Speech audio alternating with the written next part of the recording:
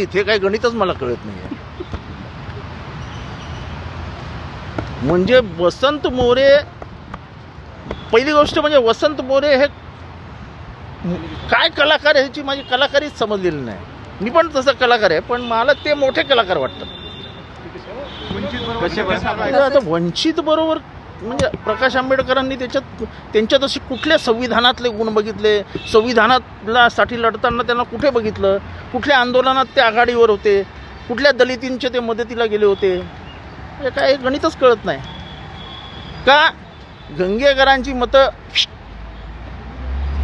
आणि मोहोळ कोणते मोहोळच ना, त्यांना मुरलीची मुरली वाजावी असं तर मनात नाही ना, असं संशय येणार ना, सगळ्यांना येणार. संपूर्ण महाराष्ट्रात असं तुम्हाला वाटतं का?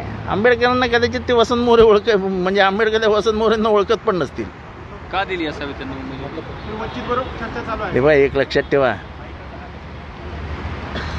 इथला जो शोषित आणि वंचित आहे ना, त्याला सर्वात जास्त समजतं की संविधान काढलं जाणार आहे आणि संविधान काढलं गेल्याने आपले हाल काय होणार आहेत हे इथला ओबीसी, इथला बीसी, एससी, एसटी जाणून आहे.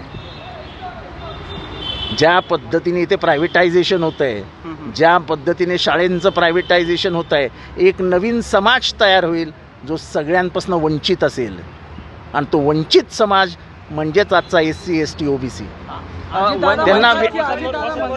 त्यांना व्यवस्थेतनं बाहेर काढण्याचं काम संविधान रद्द करून होणार आहे. हे कुठल्याही नेत्यांनी त्यांना सांगायला नको. तेवढी त्यांना त्या मागासवर्गीयांना बुद्धी आहे की बाबासाहेबांनी दिलेलं संविधान जर आपण टिकवलं नाही तर आपणच राहणार. यावेळेस वंचितचा फॅक्टर चालणार नाही.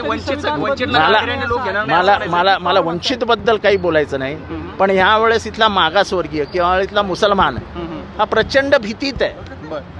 त्याच्या मनात एक दडपण आहे आणि ते हा या अस्तित्वाचं की 2024 नंतर कदाचित आपल्याला म्हणजे दुसरं दुहेरी नागरिकत्व जे गोळवळकरांनी सांगितलंय आपल्या पुस्तकांमधनं की मुसलमानांना दुसरं नागरिकत्व द्या, दुहेरी द्या, मतदानाचा अधिकार काढून घ्या, हे मुसलमान वाचतात. दलितांना कुठलेही अधिकार देऊ नका, हे त्यांच्या म्हणजे पुस्तकात लिहिलेलं सगळं वाचलेलं आहे ना दलितांनी.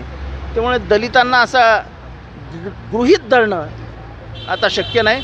दलित आणि मुसलमान अत्यंत हुशारीने मतदान करतील. अजित पवार म्हणतात कोणी माईका लाल